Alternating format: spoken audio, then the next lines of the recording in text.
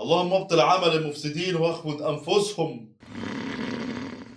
اللهم اشغلهم عنا بشاغل من مقتك وسخطك لا يستطيعون له ردا. الله أكبر على كل جبار عتي.